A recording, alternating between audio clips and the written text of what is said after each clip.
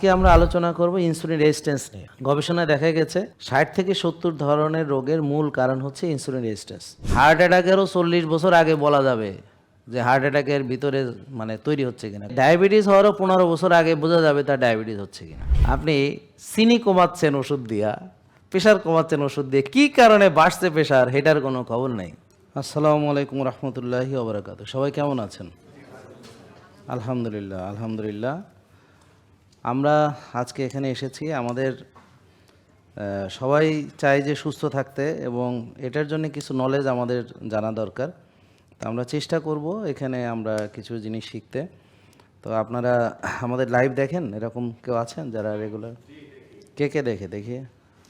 আচ্ছা আচ্ছা, ঠিক আছে, থ্যাংক ইউ। তো এর আগে এসেছেন কেউ আছেন যে আজকে প্রথম? সবাই আজকে সবার প্রথম? আপনি আগে এসেছিলেন? ও, আপনারাও এসেছেন? আচ্ছা আচ্ছা। আপনি কতদিন আগে এসেছেন? 1 মাস মেনেছেন নাকি মানেন নেই? মেনে কি উপকার হয়েছে? হ্যাঁ, কিছুটা। হ্যাঁ, মানছে? সাথে কে আসছে ওনার সাথে? একা একা আসছেন? আচ্ছা, ঠিক আছে। আপনি? ও আচ্ছা, তো অনেক দিন পরে আবার আসছেন।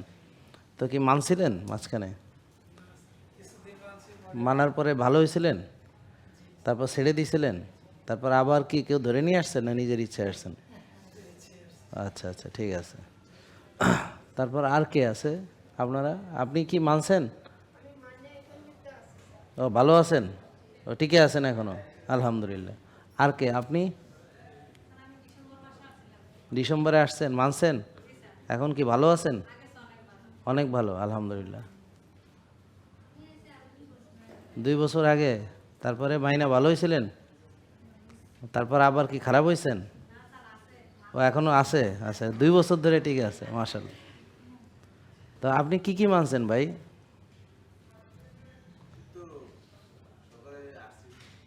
হ্যাঁ, ও, এটা করছেন। আর কি করছেন? আপনি যে 1 মাস ধরে মানতেছেন, কি কি মানতেছেন? কি কি খাইতেছেন? ও, আপনার হোমায়ের কত? আগে কত ছিল? 60 ছিল? তা আপনি ওটস খাইতেছেন, তাই না? বুঝতে পারছি। তো হোমায়ের কত থাকলে ভালো বলেন তো সবাই? হ্যাঁ, 1। তাহলে হোমায়ের 1-এর বেশি থাকলে বা 2-এর বেশি থাকলে তাহলে আমাদের কি করতে হবে, সেটা কমায় নিয়ে আসতে হবে নাকি? ঠিক আছে। তো কমানোর জন্য কি কি বুদ্ধি আমরা আজকে বলবো। তো আপনারা এখানে যারা আজকে আসছেন তাদের শিখতে হবে। তো যারা আগে এসেছেন বলেন তো, ভিটামিন ডি কত থাকলে ভালো? 90 থেকে 100। হ্যাঁ, তো আপনি জানতেন এটা ভাই? আচ্ছা, গুড। তাহলে শিখতে হবে, এখানে যারা আসবে তারা শিখতে হবে। বুঝতে পারছেন? কি করতে হবে? শিখতে হবে, জানতে হবে এবং মানতে হবে। কি আমরা আলোচনা করব ইনসুলিন রেজিস্ট্যান্স নিয়ে। গবেষণায় দেখা গেছে 60 থেকে 70 ধরনের রোগের মূল কারণ হচ্ছে ইনসুলিন রেজিস্ট্যান্স। তা আপনারা দেখেন যে ইনসুলিন রেজিস্ট্যান্সটা যখন চারা গাছ থাকে, অর্থাৎ ইনসুলিন রেজিস্ট্যান্সটা যখন প্রাথমিকভাবে আমাদের শুরু হয়, আইতে হলো ইনসুলিন, আর এ হচ্ছে রেজিস্ট্যান্স, অর্থাৎ ইনসুলিন বাধাপ্রাপ্ত হয়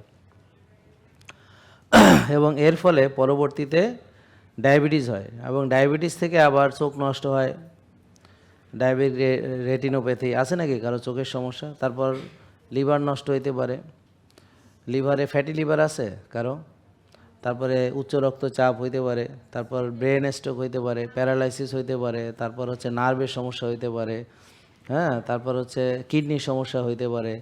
তো diabetic retinopathy, diabetic nephropathy, diabetic neuropathy, এরকম অনেক কিছু। অর্থাৎ ডায়াবেটিস থেকে হতে পারে চোখের সমস্যা, ব্রেনের সমস্যা, হার্টের সমস্যা, লিভারের সমস্যা, কিডনির সমস্যা, পেটের সমস্যা, এবং এমনকি পা কাটা পর্যন্ত লাগতে পারে, এমনকি ক্যান্সার পর্যন্ত হতে পারে। তাহলে এই রোগগুলো দেখেন খেয়াল করে, প্রথমে ছিল এটা একটা চারা গাছ, এটা হলো একটা চারা গাছ।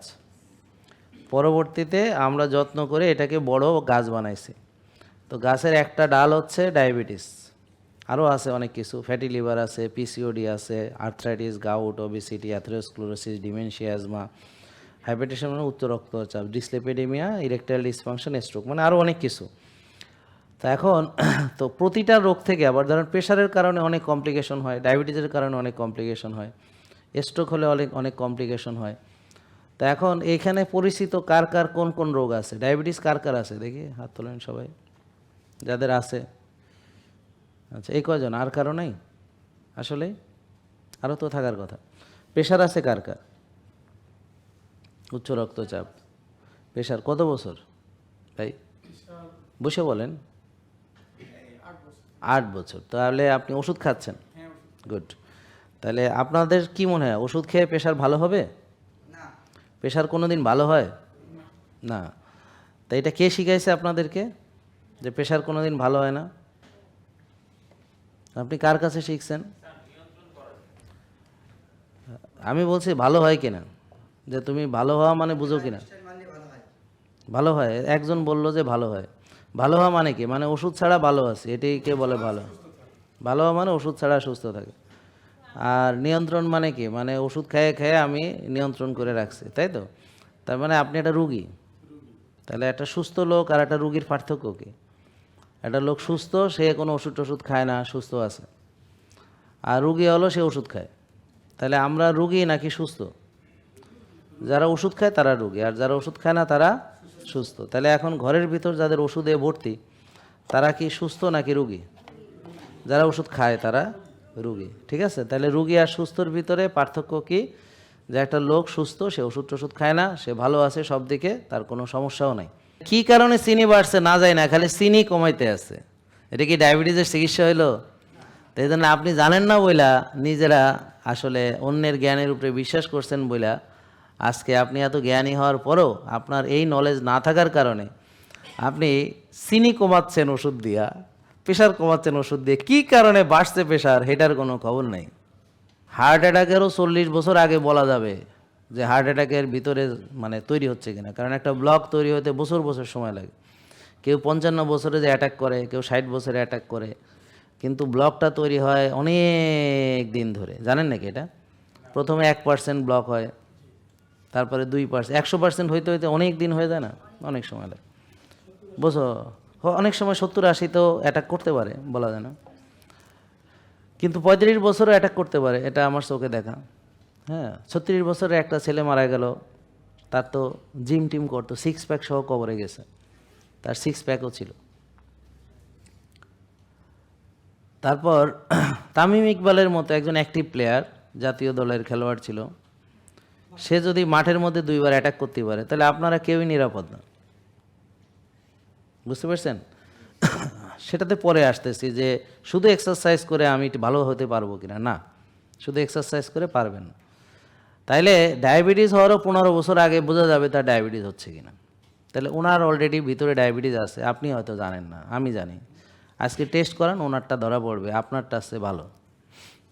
বুঝেন না কথা? আপনার যে রিপোর্ট আসছে ওনার রিপোর্ট আরও খারাপ আসবে। ভিটামিন ডি দেখবেন আরও কম, ইনসুলিন দেখবেন আরও বেশি। হ্যাঁ, আপনার চেয়ে উনি দেখবেন বেশি, কিন্তু উনি ভাবতেছে আমি সুস্থ।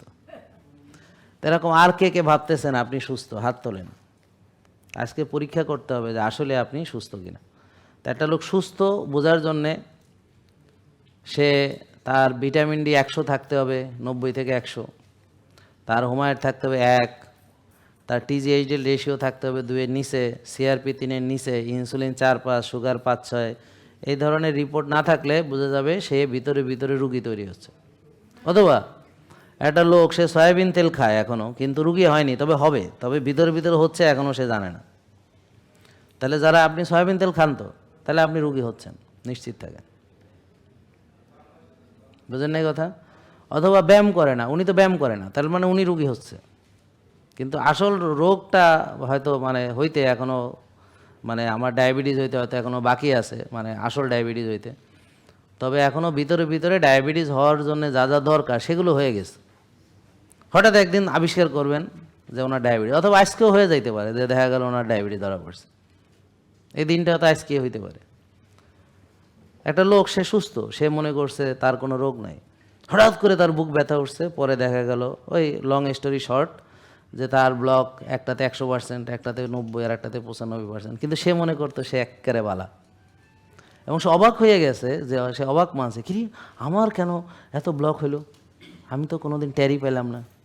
এরকম আছে কি না? আমার পরিচিত অনেকের আছে। সে নিজে এখনও মানে বিশ্বাস করতেছে না, রিং 3টা পরানোর পরও বিশ্বাস করতেছে না যে আসলেই তার ব্লক হয়েছে, অথচ বুকে রিং 3টা পরায় ফেলছে, তারপরও সে বিশ্বাস হচ্ছে না। এরকম হয় কি না? তাহলে এখন আমি সহজ বুদ্ধি বলে দিই, কে রুগী হচ্ছে ভিতরে ভিতরে? যে রাত জাগে, টেনশন করে। বলেন, রাত জাগে, টেনশন করে, আর বেশি বেশি খায়।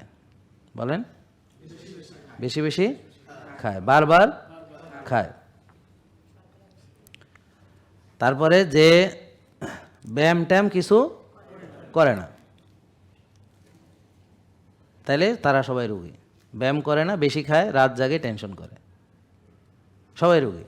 কিন্তু এখনও তার রোগটা হয়তো ধরা পড়েনি বা পড়বে, তবে তারা রুগী ভিতরে ভিতরে। বুঝতে পারছেন? এর সঙ্গে যদি যুক্ত হয় যে নষ্ট খাবার খায়, যেমন কোল্ড ড্রিঙ্কস, তারপর হচ্ছে pizza, burger, sandwich, ice cream, cake, Coke, chips, juice, হ্যাঁ, ইত্যাদি ইত্যাদি, প্লাস সাদা ভাত, সাদা রুটি, সাদা ভাত, সাদা রুটি, সয়াবিন তেল, সাদা চিনি, সাদা দুধ মানে গুঁড়া দুধ, বুঝতে পারছেন, সাদা লবণ, এবং চাষের মাছ, চাষের মুরগি, চাষের ছাগল, মানে যেগুলো ফিট খাওয়ায় তৈরি করে। এইভাবে যারা খায়, আর যারা এভাবে ব্যায়াম করে না, টেনশন করে, রাত জাগে, রোদে যায় না, ঘাসে হাঁটে না, একেবারে নিশ্চিত থাকেন, শুধু তার বয়সটা বাড়তে দেন, সে একটা একটা করে এইগুলো রোগ তার হবে। আমরা বুঝতে চেষ্টা করতেছি যে যদি কেউ মানে নষ্ট খাবার খায়, অর্থাৎ যেই খাবারগুলো খেয়ে সে রুগী হবে, কিন্তু সে বুঝতেই পারে না যে এই খেয়ে সে রুগী হবে, কারণ এই খাবার সে খাইতেছে অনেক দিন ধরে, কিন্তু রুগী হয় নাই। আমার কথা বুঝতে পারছেন না? রুগী হয়নি।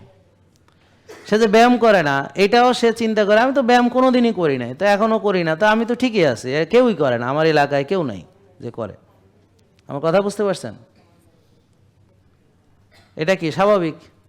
তো মানুষ কোনটাকে স্বাভাবিক মনে করে জানেন? সবাই যেটা করে, তার পরিচিত যারা সবাই যা করে সেটাকেই সে স্বাভাবিক মনে করে। তাহলে এর পরিণতি কি? সবাই রাত জাগে, সেও রাত জাগে, সবাই টেনশন করে, সেও টেনশন করে, তারপরে দাওয়াত সবাই খায়, সেও খায়। আমার কথা বুঝতে পারছেন?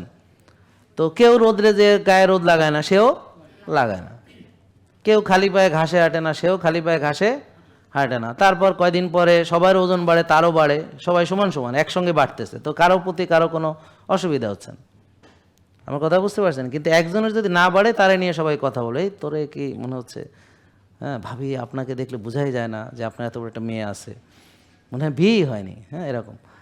তাহলে সবাইরে দেখা যায় না বিয়ে হয়েছে, বিয়ে হওয়ার পর আমার মোটা হইতে হবে, সুন্দর ফিগার নষ্ট করতে হবে, রুগী হইতে হবে, এটা আমরা পার্সোনাল মানে বিশ্বাস নিয়ে নিয়ে ফেলছি যে আমার বিয়ে হইতেছে, আমার একটা বাচ্চা আছে, তা আমার এরকম মোটা হইতে হবে, আমার ফিগারটা নষ্ট করতে হবে, আমার সৌন্দর্যটা নষ্ট করতে হবে, আমার যেন দেখলে বুড়া বুড়া লাগে, ভারী ভারী লাগে, হ্যাঁ এরকম। মানে তাহলে সবার ভিতরে এটা একটা তৈরি হয়ে গেছে না নাকি?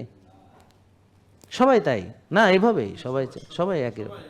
আপনি এরকম খুব কম লোক আছে, ধরেন 1000-1 জন হয়তো পাইতে পারেন, যে বিয়ের সময় যেরকম ছিল অন্তত কাছাকাছি ফিগারটা সে ধরে রাখছে অনেক দিন। তার মানে আমাদের ধারণা কি, যে বিয়ে হওয়ার পরে আমাদের ফিগারের আর কোনো দাম নাই, বিয়ে তো হয়েই গেছে, আমার আর ফিগারের কোনো দরকার নেই, আমার সৌন্দর্যের কোনো দরকার নেই, আমার ফিট থাকার কোনো দরকার নেই, আমার রুগী হওয়া দরকার বা আমার মোটা হওয়া দরকার, ঠিক কিনা? মানে এটা যদিও কেউ বিশ্বাস করে না, কিন্তু এটা ঘটে, সবাই মিলে সেটা ঘটেইতেছে। তাহলে বাস্তবতা হচ্ছে এইটাই নাকি ভাই? আর পুরুষরাও ঠিক একইভাবে চাকরি বাকরি করে, বাচ্চা কাচ্চা আছে, বউ আছে, তো সে একটা ভালো বুড়ি টুড়িও থাকবে, সাইজে মানে সুন্দর মিলতে হবে, সব কিছু একটার সঙ্গে একটা মিল থাকতে হবে নাকি ভাই? এই ওনার মতো ফিগার হলে তো হবে না, উনি তো এখনও ঠিক মতো বারিক হইতে পারেনি, বুঝলেন না? এই ভাই আবার ঠিক আছে। আপনার বয়স কত? 28? এই রে, 28 বছরে তো মাশাল্লাহ মাশাল্লাহ। হ্যাঁ না, ও মাশাল্লাহ। তো এই ভাই 28-এও মাশাল্লাহ।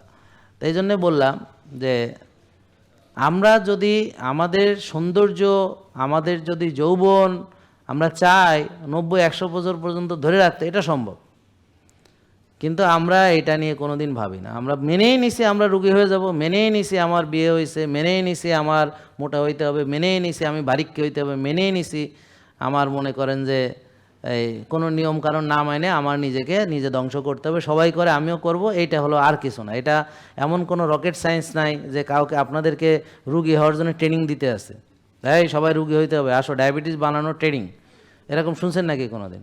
তাহলে এই যে ট্রেনিং ছাড়া যে সবাই ডায়াবেটিস হয়ে গেল, কোনো ট্রেনিং ছাড়া কীভাবে হইল? ধরেন একটা সুস্থ লোক হইতে হলে একটা ট্রেনিং দেওয়া লাগে। যেমন আজকে আপনাদের ট্রেনিং দেওয়া লাগবে যে আপনি কিভাবে ব্যায়াম করতে হবে, কেমনে শ্বাস নিতে হবে, কেমনে খাইতে হবে, কেমনে ঘুমাইতে হবে, আপনার করে শিখাইতে হবে। ব্যাপারটা বুঝতে পারছেন? এগুলো সব শিখাইয়া আপনি যেন রুগী না থাকেন, কথা বুঝতে পারছেন? তাহলে এখন এরকম আমরা অটোমেটিক্যালি সবাই কেন সুস্থ থাকলাম না? এই প্রশ্নটা আপনার মনে আসছে কিনা? এটার ল আছে, একটা সুন্দর একটা থিওরি আছে। সেটা হলো কি? সেটা হলো আগাছা এমনিতেই জন্মায়। বলেন,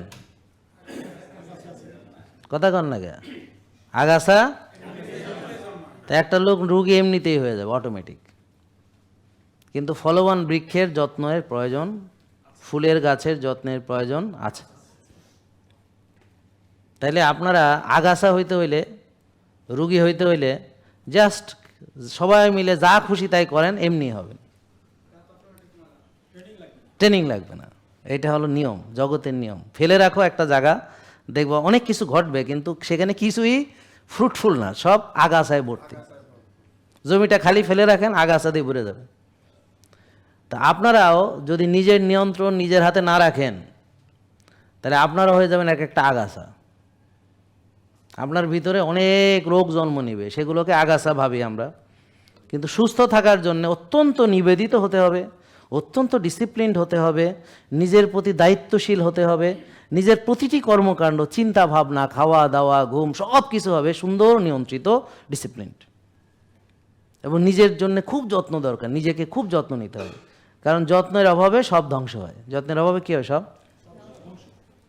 তাহলে বলেন, জাহান্নামে এমনিতেই সবাই যাবে, অটোমেটিক। এর জন্য কোনো ট্রেনিং লাগবে না, কোনো আপনাকে শিখাইতে হবে না, ভাই জাহান্নামে যাওয়ার 100টা উপায়, আসেন শিখে যান।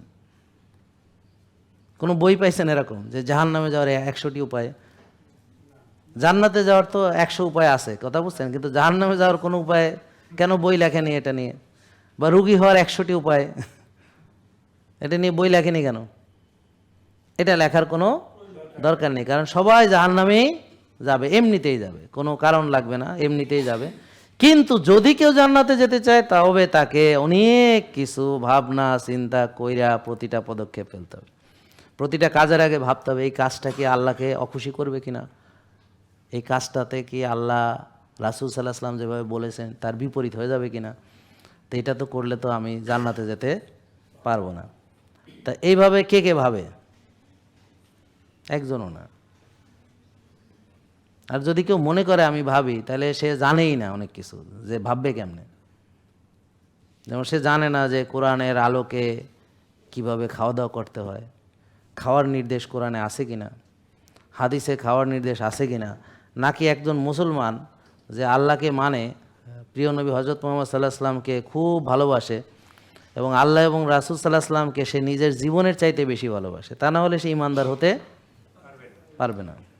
একদম স্পষ্ট লেখা আছে যে কেউ যদি তার আল্লাহ এবং তার রাসূলকে যদি তার জীবনের চাইতে অধিক ভালো না বাসে, তার ঈমান নাই, যদিও সে বিরাট ঈমানদার নিজেকে মনে করুক। এখন ভালোবাসা মানে কি? মানে আল্লাহ যেমন খুশি হবেন তাকে খুশি করা। তাহলে তিনি যেভাবে খেতে বলেছেন সেটা হলো তাকে খুশি করা হবে, আর তিনি যেভাবে খেতে বলেননি সেভাবে খেলে তাকে রাগান্বিত করা হবে, তাকে অপমান করা হবে। প্রিয় নবী হযরত মুহাম্মদ সাল্লাল্লাহু আলাইহি ওয়াসাল্লাম যেভাবে নির্দেশ দিয়েছেন সেভাবে যদি আমরা চলি, খাই, দাই, তাহলে তিনি খুব খুশি হবেন এবং ভালোবাসার বহিঃপ্রকাশ ঘটবে। আল্লাহ খাইতে কইছে হালাল তয়েব, তো আমি তো তয়েবই চিনি না, কোরআন জানি না, অথচ বিরাট মুসলমান। কোরআনের আয়াত জানি না, অথচ বিরাট মুসলমান। 3 খতম হয়ে গেছে কোরআন এই রমজানে, কিন্তু তয়েবের অর্থ জানি না। আর পেঁয়াজু বেগুনি খাইতে খাইতে রমজান শেষ হয়ে যাইতে আছে, হ্যাঁ, শাহী জিলাপি খাইতে খাইতে রমজান শেষ হয়ে যাইতেছে, খতমও শেষ হয়ে যাইতেছে, নিজেও খতম, কোরআনও খতম। হ্যাঁ, কিন্তু কোরআনে কি কইছে আমলে নাই। আর নিজে রুগী হয়েছে, কী কারণে রুগী হয়েছে সেটাও জানে না। এবং যারা নিজেকে সুস্থ ভাবতেছে তারা যে ভিতরে ভিতরে রুগী তাও জানে না। সে বলে কি আমার কোনো রোগ নেই। আজকে যাদের রোগ নাই ভাবতেছেন তারাই সবার আগে টেস্ট করবেন, আর যারা রুগী তারা তো এমনিই করবে। যাদের রোগ নাই, যারা ভাবতেছে আমি সুস্থ, যে আমার বউরে নিয়ে আইছি বা আমার অমুক ঋণে সামারি নিয়ে আইছি, ভাই আগে আপনি টেস্ট করেন। তারপর দেখেন আপনার ভিটামিন ডি তার চেয়ে খারাপ, আপনার ইনসুলিন তার চেয়ে বেশি। আমার কথা বুঝতে পারছেন? হ্যাঁ, তাহলে রোগ হওয়া পর্যন্ত অপেক্ষা করা হবে চরম বোকামি। রোগ হওয়া পর্যন্ত অপেক্ষা করা হবে চরম বোকামি। তো যারা এখনও একদম সুস্থ, ইয়াং, তরুণ, তাদের জন্য কয়টা উপদেশ আগে দিয়ে নি। মানে যে রুগী না, সে যদি তৈব খাবার খায়, হালাল এবং তৈব খায়, সে যদি এক ভাগ খায়, সে যদি রেগুলার কায়িক শ্রম বা ব্যায়াম করে, কিছু একটা চর্চা, ঘাম ঝরানো কিছু একটা চর্চা করে রেগুলার, সে যদি রেগুলার 8 ঘন্টা ঘুমায়, আর্লি ঘুমায়, ভোরে ওঠে, আর অবশ্যই আল্লাহকে মানতে হবে, মসজিদে গিয়ে 5 ওয়াক্ত নামাজ জামাতে পড়তে হবে, এমনি না, ওইসব দুষ্টামি না, একেবারে ডাইরেক্ট নামাজে পড়তে হবে, মসজিদে যায়।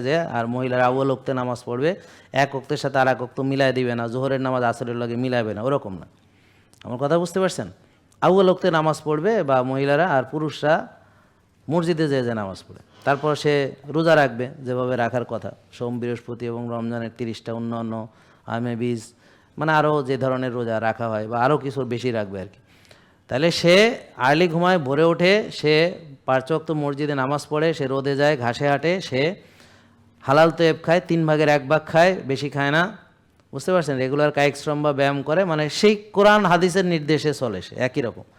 তাহলে সে রোগী হওয়ার কোনো সুযোগ নাই। কোন রোগ? এই যে এই রোগগুলো, একটাও হওয়ার কোনো সুযোগ নেই। তাহলে দেখেন, আপনারা যারা এইভাবে চলেন, আমি যেভাবে বলছি, এবং এইভাবে চলার পরও আপনি রুগী হয়েছেন, এরকম কে কে আছে? সারা পৃথিবীতে খুঁজে আপনি একটা লোক বের করতে পারবেন না আমি যে কয়টা কথা বললাম এগুলো মেনেও সে রুগী হয়েছে। জেকে লাইফস্টাইল, ওষুধ মুক্ত সুস্থ জীবন।